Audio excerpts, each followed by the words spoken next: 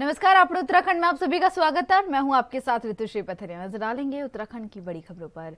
धामी सरकार प्रदेश के खिलाड़ियों और खेलों में रुचि रखने वाले छात्रों को बड़ी सौगात देने जा रही है। कुमाऊं के हल्द्वानी शहर में प्रदेश के पहले खेल विश्वविद्यालय की स्थापना जल्द होगी। खेल विश्वविद्यालय खोले जाने को लेकर मुख्यमंत्री पुष्कर सिंह धामी ने कहा कि हल्द्वानी के गोलापार स्थित अंतर्राष्ट्रीय स्टेडियम को उच्चीकृत कर जल्द ही अंतर्राष्ट्रीय स्तर का खेल विश्वविद्यालय स्थापित किया जाएगा। इसके लिए भूमि का चिन्हीकरण किया जा रहा है। राज्य सरकार का प्रयास है कि गोलापार स्टेडियम के आसपास ही भूमि का चिन्हीकरण किया जाए, क्योंकि यहां पर वन विभाग की जमीनें हैं। ऐसे में फौरी तौर पर ये भूमि नहीं मिल पा रही है। जैसे ही वन विभाग की जमीन हस्तांतरित होगी, फिर खेल विश्वविद्यालय बनाए जाने की दिशा में काम किया जाएगा।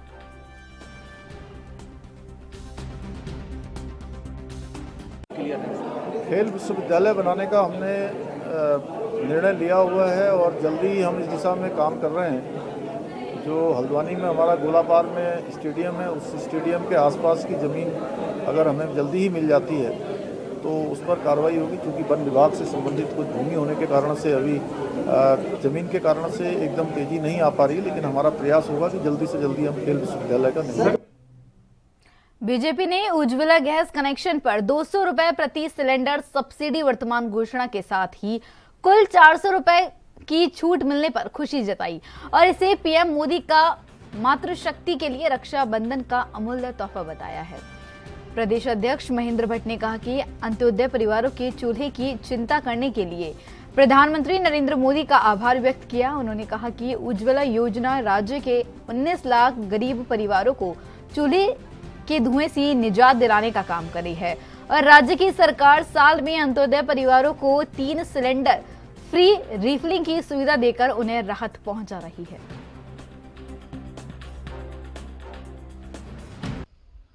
रक्षाबंधन के से पूर्व पूरे देश की बहनों को जो तोहफा देश के प्रधानमंत्री आदरणीय नरेंद्र भाई मोदी जी द्वारा दिया गया, मैं देवभूमि उत्तराखंड की ओर से प्रधानमंत्री का हृदय से आभार व्यक्त करता हूं। घरेलू गैस कनेक्शनों के लिए 200 रुपये पर कनेक्शन की छूट और ख़ास तौर पर जो गरीबी रेखा के नीचे जीवन यापन कर रहे हैं, ऐसे जो इनको हमने उज्ज्वला योजना के तहत गैस कनेक्शन दिए गए, ऐसे सब लोगों को 400 रुपये पर गैस कनेक्शन की छूट देने की घोषणा आज माननीय प्रधानमंत्री जी ने की है और साथ साथ 75 लाख नए उज्ज्वला कनेक्शन देने के भी जो आज उनके द्वारा कैबिनेट द्वारा घोषणा की गई है। ये इस देवभूमि के साथ साथ पूरे देश की बहनों के लिए एक बहुत बड़ा तोहफा माननीय प्रधानमंत्री जी का है। मैं प्रधानमंत्री जी के प्रति आभार व्यक्त करता हूँ। देवभूमि की बहनों की ओर से भी उनको राखी की रक्षाबंधन की हार्दिक। मसूरी स्पोर्ट्स एसोसिएशन ने मेजर ध्यानचंद की स्मृति में हॉकी प्रतियोगिता का आयोजन किया। मसूरी पब्लिक स्कूल के मैदान में हो रही प्रतियोगिता में स्कूल और क्लबों के खिलाड़ियों ने हिस्सा लिया।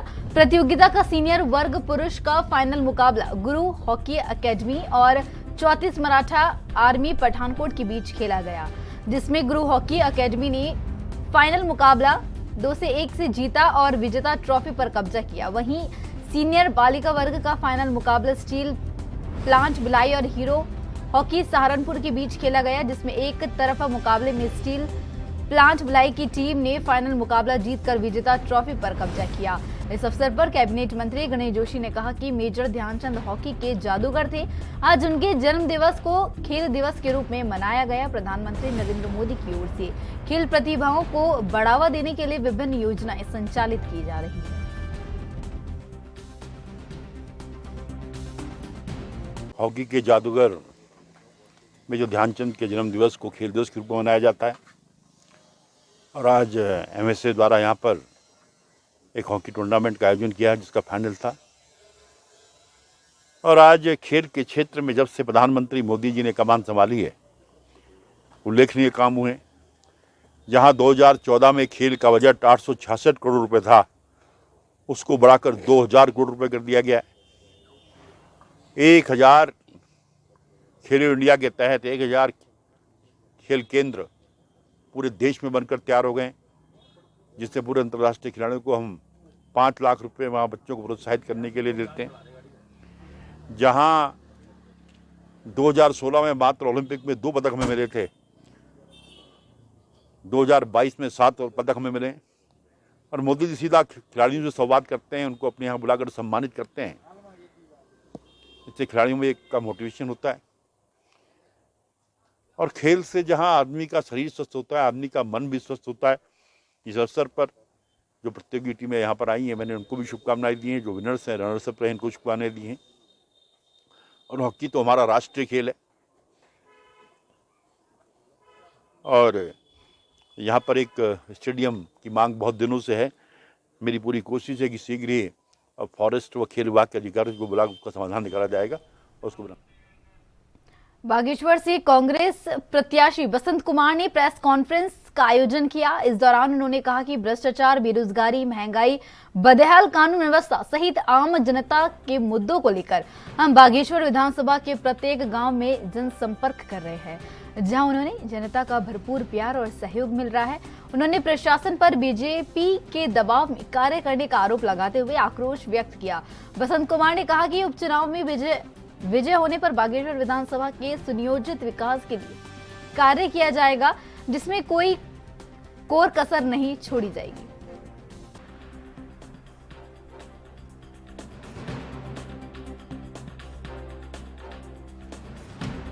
पर मुख्य रूप से अगर किसी रसूखदार की बेटी को नौकरी मिल जाए और आम जनता के जो बच्चे हैं वो 80-80 नंबर पाकर भी वो बेरोजगार रह जाएं तो सवाल तो बनता है।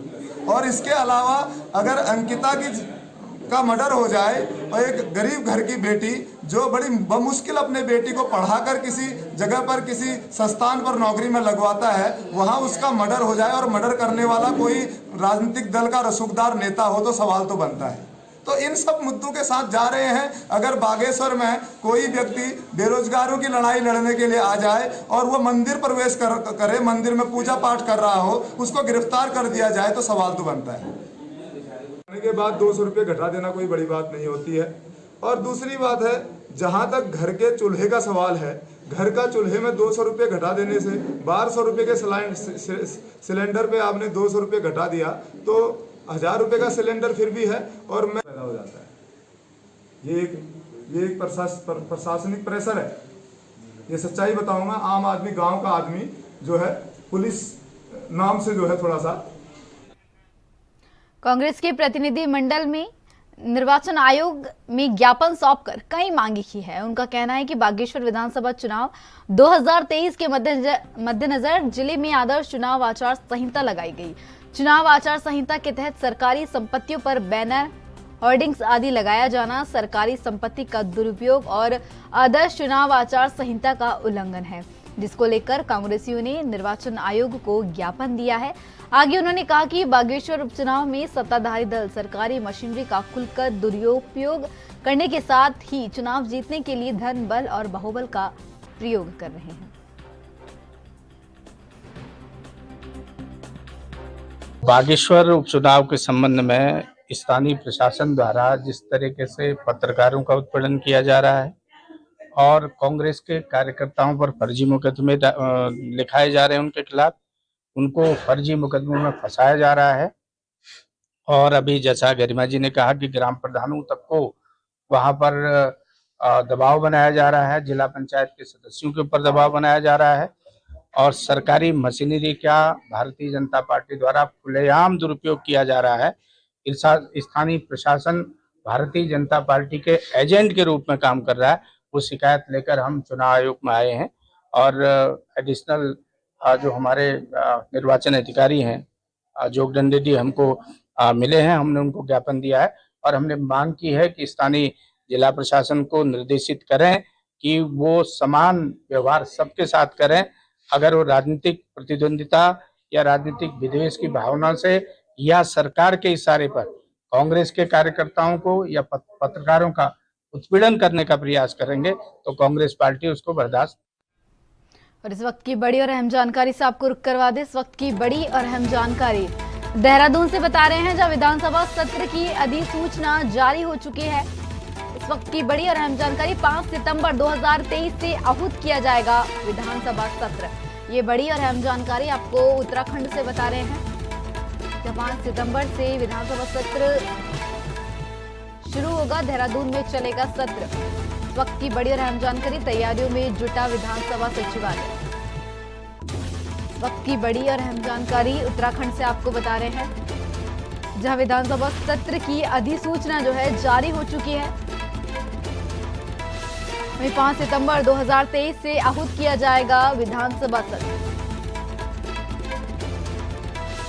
इस सत्र को लेकर सभी तैयारियां पूर्ण कर ली गई है, तो वहीं विधानसभा सचिवालय भी तैयारियों में जुट गया है।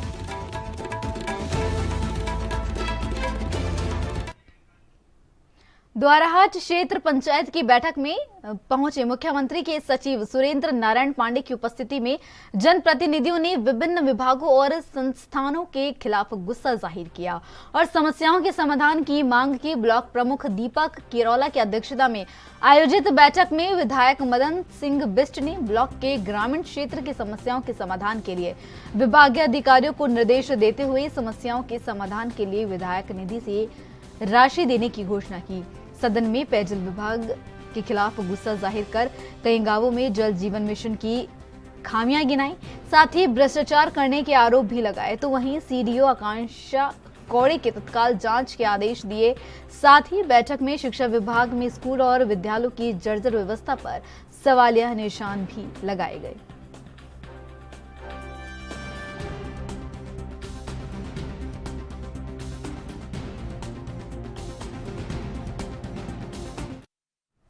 देहरादून में लोक निर्माण विभाग के सचिव डॉक्टर पंकज पांडे ने कई इलाकों का सर्वेक्षण किया। इस दौरान उन्होंने बारिश से हुए नुकसान का जायजा लेते हुए अधिकारियों को सख्त निर्देश दिए। राजभवन तिराहा से शुरू हुए इस सर्वेक्षण के दौरान वह कृष्णनगर, बल्लूपुर, ISBT मंडी, प्रिंस चौक, सर्वे चौक होते हुए कई जगहों के निरीक्षण पर भी पहुंचे।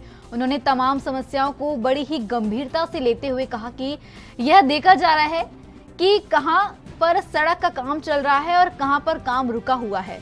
उन्होंने कहा कि सभी को निर्देश दिए गए हैं कि जिन सड़कों में गड्ढे हैं उन गड्ढे को फौरी तौर पर भरी जाए। उन्होंने कहा कि राजधानी देहरादून की जितनी भी प्रमुख सड़कें हैं उन सभी सड़कों का दौरा किया गया। आयोग क्या कुछ निरीक्षण में है और कहां का आप निरीक्षण? देहरादून की जो मुख्य सड़कें हैं उनका निरीक्षण आज किया जा रहा है।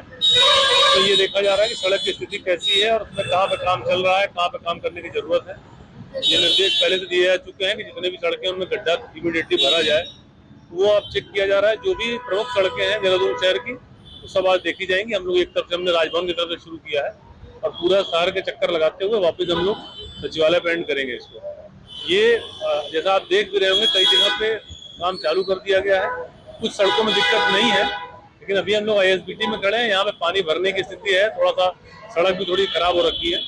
ये मैंने इनको बता दिया है। इनका कहना है कि 3 से 4 दिन के अंदर यहाँ पे काम शुरू कर दिया जाएगा। और व्हाइट टॉपिंग एक नई टेक्नोलॉजी है जो भारत सरकार प्रमोट कर रही है। हम लोग चाह रहे हैं कि व्हाइट टॉपिंग वाली टेक्नोलॉजी यूज करके ये एरिया पूरा अलग तरीके से पूरी सड़क नई बनाई जाए। ये उम्मीद है कि बहुत जल्दी यहाँ का पोर्शन हम लोग कर ले जाए। फिलहाल वक्त है छोटे से ब्रेक का। ब्रेक के बाद फिर हाजिर होंगे।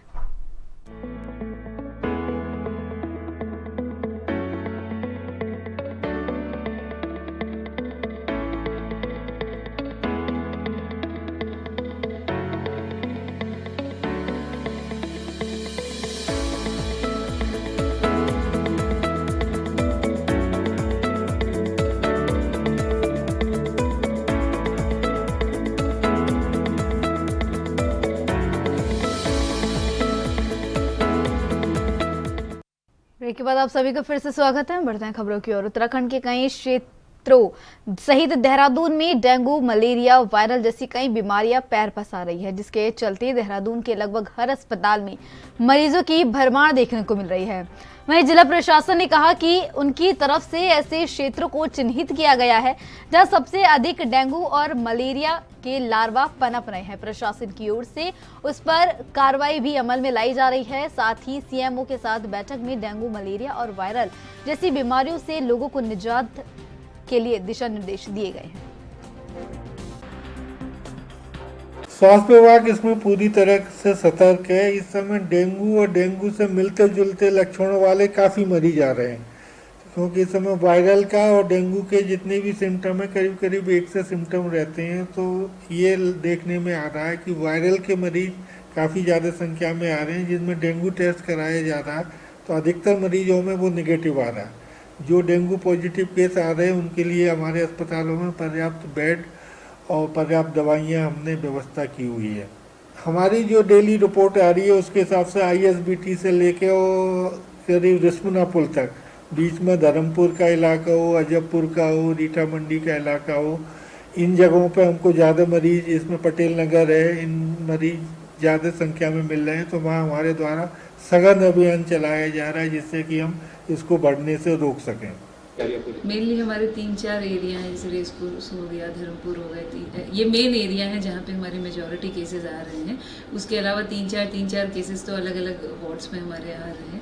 तो हमारी टीम कंटिन्यूसली उसे मॉनिटर कर रही है, क्योंकि हमें पता है किस एरिया में ज़्यादा आ रहे हैं तो उसे आइसोलेट करके और वहाँ पे हमारी टीम डेडिकेटेडली लार्वा ना पैदा हो और अगर कोई केसेस आ रहे हैं तो उनको किस तरह से हैंडल करना है उसको देख रही है। इसके अलावा हमने एक टीम हॉस्पिटल्स के लिए भी बनवाई है। CMO साहब को हमने एक टीम गठित करने के लिए कहा था, जिसमें टीम जा के देखे कि हॉस्पिटल्स में भी पेशेंट्स का कोई एक्सप्लॉयटेशन ना हो और अगर कोई इस तरह की सूचना आती है तो हरिद्वार जनपद पुलिस मुख्यालय स्थित कॉन्फ्रेंस हॉल में आयोजित कार्यक्रम में SSP हरिद्वार अजय सिंह ने विभिन्न कंपनियों के खोए हुए 366 मोबाइल फोन उनके मालिकों को लौटाए हैं। पुलिस अधिकारी ने बताया कि जनपद के विभिन्न थाना क्षेत्रों में खोए मोबाइल फोनों को बरामदगी के लिए विगत 4 माह से चलाए जा रहे अभियान के तहत साइबर क्राइम सेल ने करीब 66,48,000 रुपए के मोबाइल फोन बरामद किए हैं। इसमें से कुछ मोबाइल फोन विभिन्न राज्यों से आए तीर्थ यात्रियों के हैं, जबकि कुछ मोबाइल फोन स्थानीय निवासियों के हैं।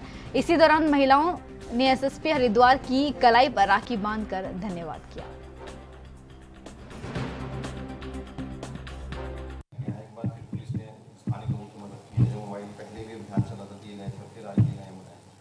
देखिए, मोबाइल जो है हमारी बेसिक नेसेसिटी, हमारी रोज़मर्रा की ज़रूरत है, जिसमें हमारे डेटा के साथ साथ बहुत सारे पर्सनल फोटोग्राफ्स या अन्य हम रिकॉर्ड्स को रखते हैं। और जब मोबाइल खो जाता है किन्हीं परिस्थितियों में तो कहीं ना कहीं उस पर दिक्कत आती है। इसको देखते हुए लगातार हरिद्वार पुलिस द्वारा प्रयास किया जाता है कि ऐसे खोए मोबाइल लोगों को वापस किए जाएँ। विगत 11 माह में 1 करोड़, 2.25 करोड़ के करीब हमने मोबाइल को विक्टिम्स को वापस किए हैं। और चूँकि रक्षाबंधन का त्यौहार था तो इस त्यौहार को लेकर बहुत सारी बहनों को, माताओं के मोबाइल गायब थे, किन्हीं अलग अलग परिस्थितियों में कहीं गिर गए, कहीं खो गए, कहीं शादी फंक्शन में गायब हो गए। तो ये कोशिश थी कि इस बार रक्षाबंधन पर ज़्यादा से ज़्यादा मोबाइल को वापस करके लोगों को एक तोहफे के रूप में दिया जाए। तो आज भी करीब 66 लाख से के करीब कीमत के मोबाइल वापस किए गए, जिसमें हमारी बहुत सारी बहनें हैं जो आज रक्षाबंधन पर उनको एक तरह से कहा जाए कि वापस करके उनको एक खुशी दी गई है। और निरंतर हमारा साइबर सेल का प्रयास रहेगा कि जो अभी मोबाइल नहीं मिले हैं विक्टिम्स के, उनका भी प्रयास करके जल्दी से जल्दी उनको हैंड ओवर किया जाए। टिहरी के SSP JR जोशी ने मुनीकीरेती थाने का निरीक्षण किया। इस दौरान SSP ने पुलिस बैरक माल खाने, किचन और गेस्ट हाउस को देखा, तो वहीं आपदा के दौरान हुए नुकसान का जायजा भी लिया। आपदा के दौरान बेहतर ड्यूटी करने वाले पुलिस कर्मियों का डाटा भी ASP ने अपने पास एकत्रित किया। ASP ने बताया कि निरीक्षण कर तमाम व्यवस्थाओं को देखा गया है। फिलहाल इंस्पेक्टर रितेश शाह ने थाने की सभी व्यवस्थाओं को दुरुस्त बनाया हुआ है। भारी बारिश की वजह से क्षेत्र में आई आपदा के दौरान पुलिस गेस्ट हाउस में काफी रेत भरी है, जिसे साफ करने के लिए निर्देशित किया गया है। आपदा के दौरान थाने में कई पुलिस कर्मियों ने अपनी जान की परवाह किए बगैर बाढ़ प्रभावित इलाकों में अपनी सेवाएं दी हैं। उनके SSP ने हौसला अफजाई की, साथ ही ASP ने नशे पर लगाम लगाने के लिए युवाओं को जागरूक करने और क्षेत्र में नशे की बिक्री में सक्रिय लोगों के खिलाफ कड़ी कार्रवाई करने के निर्देश दिए हैं।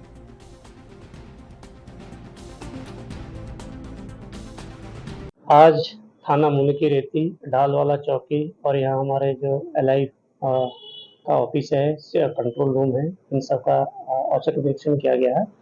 तो यहाँ आपदा के दौरान जो कुछ नुकसान हुआ है वो सब चीज़ें सुपरवाइज की गई और यहाँ पर अभिलेख और यहाँ मालखाना वगैरह ये सब का निरीक्षण किया गया है। और इसके अतिरिक्त जो है यहाँ पर क्या क्या ड्यूटी है, क्या क्या इस समय हमें आवश्यकता है, उस संदर्भ में जो अभी अपने इंस्पेक्टर साहब को और अन्य सबऑर्डिनेट को निर्देशित किया गया है। जैसे ट्रैफिक की समस्या है और भी कई आपदा के समय जो है इस समय यहाँ पर काफ़ी स्थिति काफ़ी संवेदनशील हो गई थी, तो यहाँ पर अच्छी ड्यूटी हमारे कर्मचारियों ने की है। तो ये सब देखते हुए इन चीज़ों के बारे में निर्देशित किया गया है। तो सर, जो जिन्होंने अच्छी ड्यूटियाँ करी हैं उनकी हौसला अफजाई के लिए कोई प्रयास किए जाएंगे? बिल्कुल, जिन्होंने अच्छा ड्यूटी किया है वो अपडेट हम दे रहे हैं इनसे, और इसके बारे में आगे जो भी रिवार्ड या जो भी कार्रवाई होगी उसके बारे में संस्तुति करेंगे और अपने स्तर से जो होगा वो कार्रवाई करेंगे। सर, अभी आपने यहाँ पे पहली बार निरीक्षण किया है, ट्रैफिक खत्म में चुनौती बनने वाली है और अभी यात्रा फिर से शुरू हो जाएगी, बरसात खत्म हो गई है, क्या कुछ खास रहेगा अपनी तरफ? जी बिल्कुल, यहाँ पर सबसे बड़ा चैलेंज हमारे पास ट्रैफिक का ही रहता है। तो इसमें अभी टीआई भी बुलाए हैं यहाँ पर, और यहाँ पर कहाँ से रोड डाइवर्ट होना है और क्या बेहतर हो सकता है, उस बारे में हम अभी इनसे अपना सुझाव देंगे और आगे के लिए जो भी बेहतर भारतवर्ष में मनाए जाने वाला रक्षाबंधन के त्योहार का अपना एक अलग ही महत्व है और रक्षाबंधन के दिन बहन भाई की कलाई पर रक्षा सूत्र बांधकर रक्षा का वचन लेती है। इसी को लेकर आज बाजारों में बहनों ने अपने भाइयों के लिए राखी की खरीदारी की और मिठाइयां भी खरीदी। बता दें, रक्षाबंधन त्योहार का बहनों को पूरे वर्ष भर इंतजार रहता है और आज के दिन बहन अपने भाई की कलाई पर राखी बांधती है। हर भाई अपनी बहन को उपहार भेंट करता है। सोनक्षिता ने बताया कि उन्हें वर्ष भर इस त्योहार का इंतजार रहता है और उन्होंने आज भाइयों के लिए राखियां खरीदी। व्यापारी अर्चना गुप्ता ने कहा कि भाद्र पक्ष के कारण बाजारों में कम भीड़ है, लेकिन उसके बावजूद काफी संख्या में लोग राखी की खरीदारी के लिए आ रहे हैं। उन्होंने कहा कि रक्षाबंधन का त्योहार हर बहन के लिए महत्वपूर्ण होता है।